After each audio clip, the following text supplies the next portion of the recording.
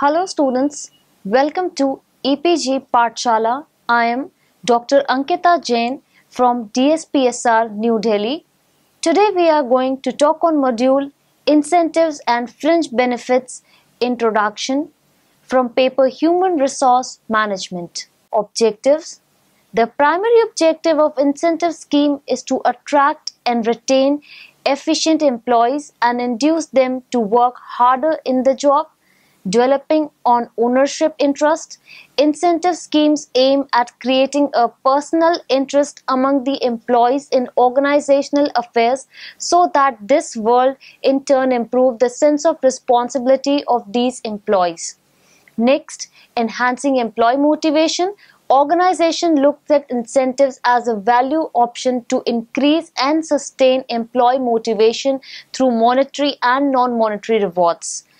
Next, improving employee retention. Incentives aim at controlling the labor turnover arising out of employee dissatisfaction and due to absence of merit recognition and poor pay. Thus, incentive program aim at enhancing the employee retention rate. Next, facilitating a greater role for employee in pay determination. Incentive schemes enable to employees to determine their own income by linking their pay with their actual performance. By varying their performance levels, they can earn the required incomes. Next, increasing the performance and productivity.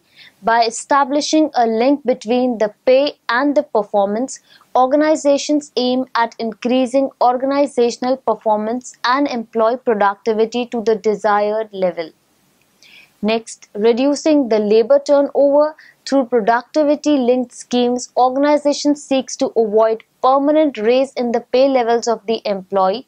This in contrast to the basic pay and other fixed employee benefits, which permanently commit the organization to a fixed labor cost irrespective of its performance and profitability. Next, reducing the time and cost of supervision. Incentive schemes aim at reducing the supervisory cost and the time by enhancing the sense of responsibility of the employee through linking their performance with pay. Hard work pay is the simple philosophy behind incentive program. Employees usually get incentives in addition to their base salary in the organization. Incentive enables an organization to present challenges and rewards alike to its workforce in order to make the employees enjoy their jobs more. The primary purpose of providing wage incentive is to enhance the organizational performance and employee productivity. Understandably, performance goals within a reasonable cost. Performance-based incentive programs enable an organization to keep its employees satisfied without producing any permanent rise in pay or in benefits. Thus, incentive schemes help an organization establish a formal relationship between the individual performance and remuneration. Incentives also motivate the employees to work hard on their jobs in order to get recognition in monetary and non-monetary terms. However, when the rewards offered as a part of incentive program do not fulfill the exact needs of the employees, they cannot be considered as an incentive at all. The incentive program should be such that they should get and keep employees motivated by fulfilling their exact needs. Generally, incentives are provided to employees when their actual performance meets the performance standards set by the organization. Although organizations predominantly offer non-monetary rewards to their employees. Finally, an important prerequisite for any effective incentive scheme is presence of an objective performance evaluation procedure. Meaning and definition. Incentives are monetary benefits paid to workmen in recognition of their outstanding performance. They are defined variable rewards granted according to variations in the achievement of specific results. The International Labour Office refers to incentives as payment by results, but it is appropriate to call them incentive system of payment, emphasizing the point of motivation, that is, the imparting of incentives to workers for higher production and productivity. Incentive pay is based on units produced and provide the closest connection between effort or performance and individual pay. According to Steven Gross and Jeffrey Becher, any compensation plan that emphasizes a shared focus on organization success broaden opportunities for incentives to non-traditional groups such as non-executives or non-managers and operates outside the base pay increase system. It is also called variable pay or incentive compensation. Incentive pay or performance-based rewards are an attempt to link compensation to performance. Thus, it is compensation system which is designed around the performance. It is linking pay to performance. Meaning and definition. According to Ray and Atlamasberger, pay for performance systems, also called incentive pay system, reward employees' performance on the basis of following three assumptions. First, individual employees and work teams differ in how much they contribute to the firm, not only in what they do but also in how well they do. Second, the firm's overall performance depends to a large degree on the performance of individual and groups within the firm. And third, to attract, retain and motivate high performers to be fair to all employees, a company needs to reward employees on the basis of their relative performance. Importance of incentive pay. The importance of incentive pay and performance-based reward system is discussed under the following. First, pay for performance. Most workers believe that those who work harder and produce more should be rewarded accordingly. If employees see that pay is not distributed on the basis of merit, they are more likely to lack commitment to the organization, decrease their level of effort and look for employment opportunities elsewhere. Second, strategic importance. It is hard to underestimate the strategic importance of using variable pay to align compensation with organizational goals and to signal to employees what the major organizational values are. Third, motivational device. When pay is contingent on performance, individual and group performances are consistently higher. Linking pay to performance provides an increased incentives for top performers to remain with the organization, a means of reinforcing organizational objectives and a method of keeping labor costs in line with productivity. It can lead to better employee performance. Fourth, facing challenges of global economy. E. Lawyer states that the incentive pay programs seek to align compensation with organizational goals, values, and culture, as well as the challenges of the global economy. Fifth, retention. Linking pay to performance is likely to help improve workforce compensation. High performance will lead to gain a large share of compensation resources and thus be motivated to stay with the organization. Below average performers will become discouraged and will tend to leave the organization.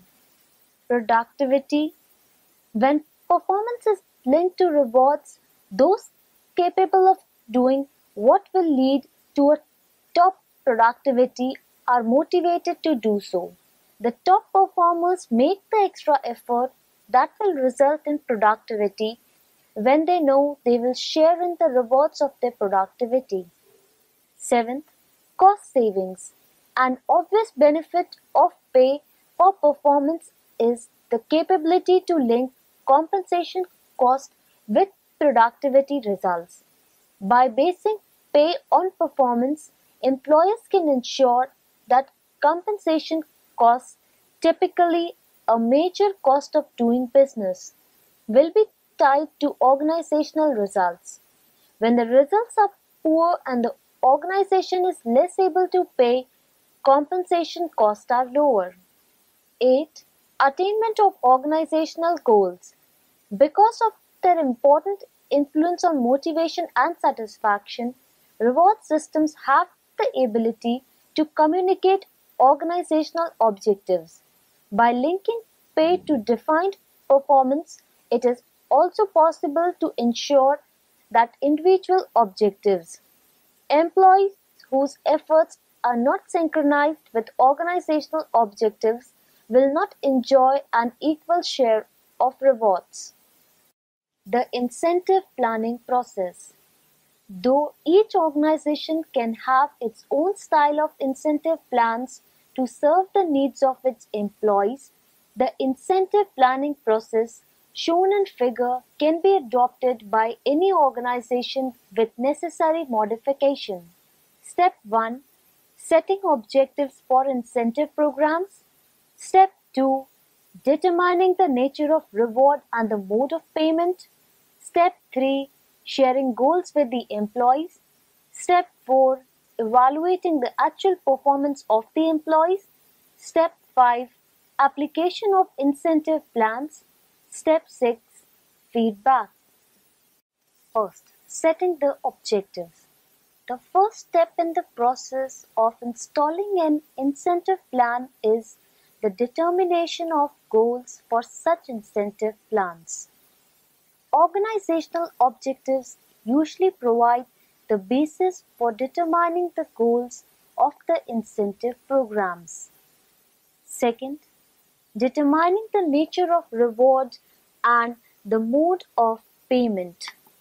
Having formulated the goals to be accomplished through incentive plans, the next step is the determination of the type of incentives and the mode of its payment. It should also choose between individual and group incentive plans to achieve the proposed incentive goals. Besides, it should decide between monetary and non-monetary rewards for compensating its employees. Third, sharing the goals with the employees. In the next step, the organization should effectively communicate the objectives and the nature of the incentive plans to all its employees so that they can understand their role and reward in the incentive plans clearly. Fourth, evaluating the actual performance. At the end of a specified period, the organization must evaluate the employee's performance to decide whether they attained the performance standard and also the amount of incentives payable to each one of them. Next, application of incentive plans. Once the performance of employees have been evaluated, the next stage is the application of appropriate incentive plans to determine the performance rating and pays of the employees. Typically, the employees at this stage get to know what their reward will be. Last, feedback. Sometimes the employees may not be satisfied with the incentive plans. The performance evaluation process or the mode of payment of incentives. In such a situation, the incentive schemes may not fail to motivate the employees but also dissatisfy them, causing increased labor turnover and absenteeism. To avoid such a situation, it is necessary for the organization to receive periodic feedback from the employees in order to know their views on the incentive schemes. Prerequisites for good incentive system. Only an effective incentive scheme can have a desired impact on the productivity and efficiency of the employees. The installation of a good incentive scheme requires meticulous planning and honest execution.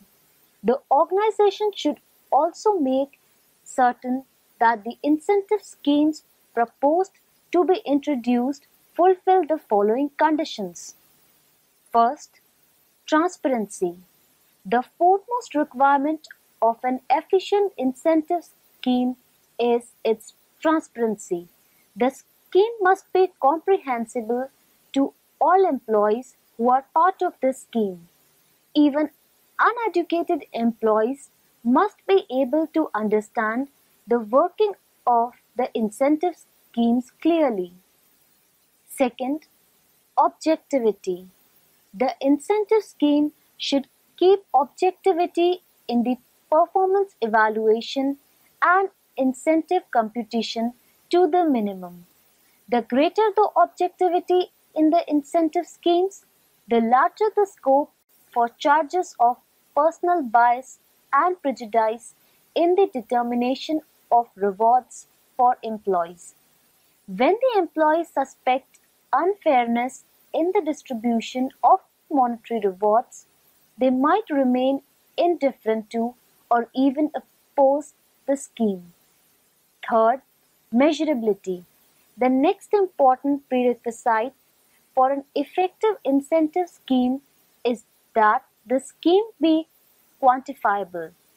The incentive scheme must be readily measurable. It should be based on rational and scientific work measurements. Organizational should not attempt to keep abstract terms like attentions, required concentration, and stress levels as the basis for determining the incentives. Next, attainability.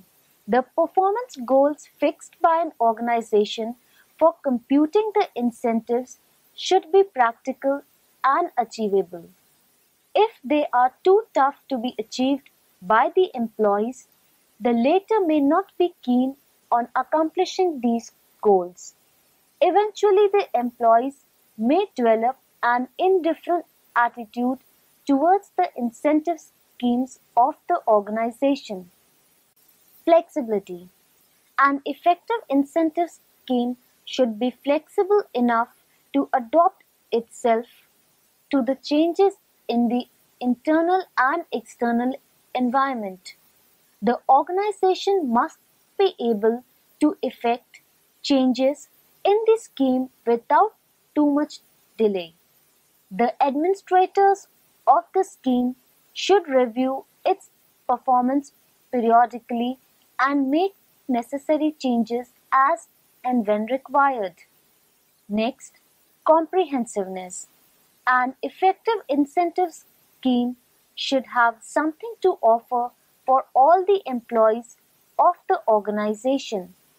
All the sections of the employees, from foremen and supervisors to helpers, must be covered under the scheme. The total cooperation of workers, managers, and unions must be obtained for the scheme. Seventh, cost effectiveness. A good incentive scheme should not only be efficient but also economical in achieving the goals of the incentive program. The purpose of linking pay with performance is to achieve cost effectiveness in the management of the incentive scheme. In contrast, if the cost of maintenance of such scheme is more than the saving made through them, there is no point in continuing with such schemes. Instantaneous feedback. As far as possible, the reward available to the employees must be paid immediately. This would make an incentive scheme more relevant and attractive to those who participate in it. Besides, the employees would be more determined in earning the reward if it is going to benefit them in the immediate future. Thus, an effective incentive scheme should pass on the rewards to the employees as quickly as possible. Barriers and challenges to incentive system success. First, nature of the task. Very few employees have total control over their own performance. Direct pay for performance incentives should be adopted only when employee skill and effort have a substantial impact on output. Second, not fair measurement of performance. Subjective measure of performance creates difficulty in the accurate and fair measurement of employee performance. As a result, individuals are likely to feel that their rewards are not related to their effort but instead are a function of the judgment of their particular supervisor. Third, amount of payout. Incentive compensation on average amounts for only 10% of base compensation. Thus, the size of the payout is frequently a barrier to the successful linkage of pay and performance. Fourth, negative effects of the spirit of cooperation. Studies show that incentive compensation may provoke conflict and competition while discouraging cooperation. Internal competition may set off rivalries that lead to quality problems, sabotaging a project, spreading rumors, or even cheating. Psychological contracts. Once implemented, incentive systems create a psychological contract between the employer and the firm. This creates a set of expectations based on prior experience, and it is very resistant to change. Breaking a psychological contract can have damaging results. Next, credibility gap. Employees often do not believe that incentive systems are fair or that they truly reward performance. Studies indicate that as many as 75% of employees question the integrity of incentive plans. If employees do not consider the system legitimate and acceptable, it may have negative rather than positive effects on their behavior. Seventh, job dissatisfaction and stress. Incentive system may lead to greater productivity but lower job satisfaction. Some research suggests that the more pay is tied to performance, the more the work unit begins to unravel and the more unhappy employees become. Next, potential reduction of intrinsic drives. Studies show that an organization that puts too much emphasis on pay in attempting to influence behavior may reduce employees' intrinsic drives.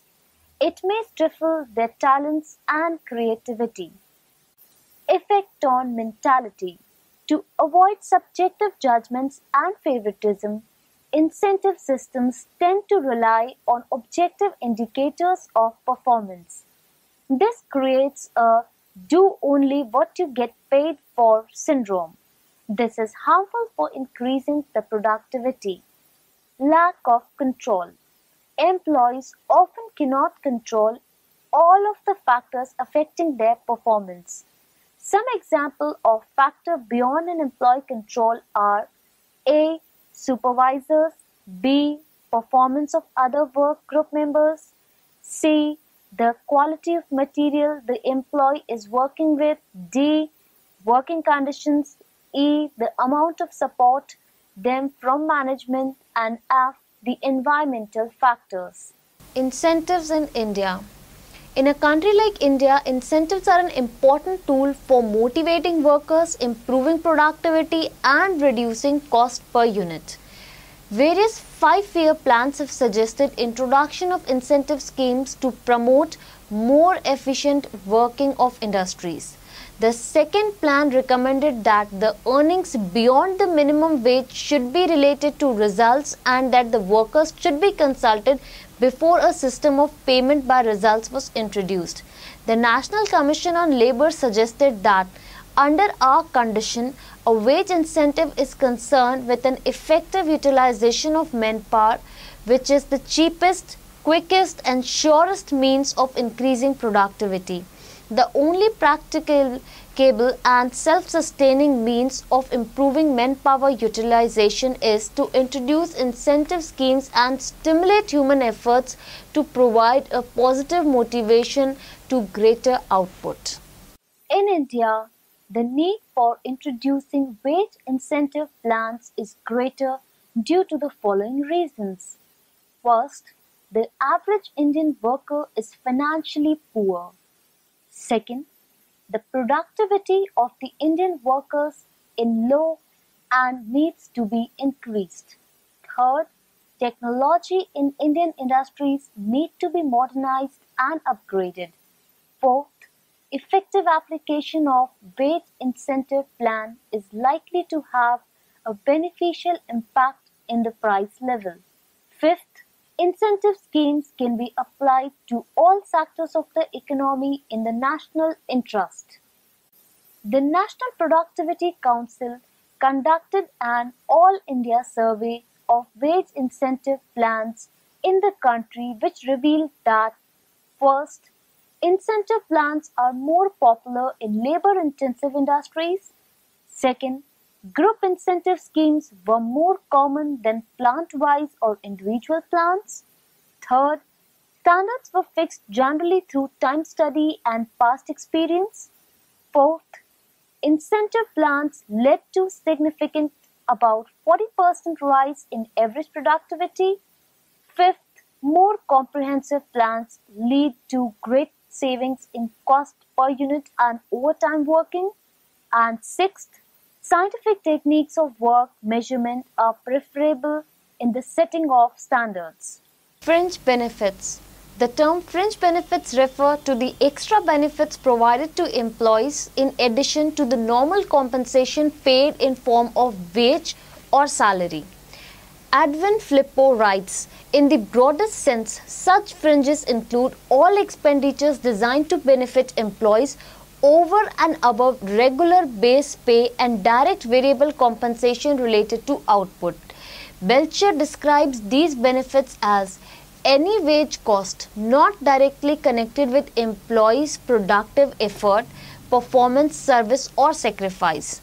The Glossary of Current Industrial Relations and Wage Terms has defined fringe benefits as supplements to wages received by workers at a cost of employers.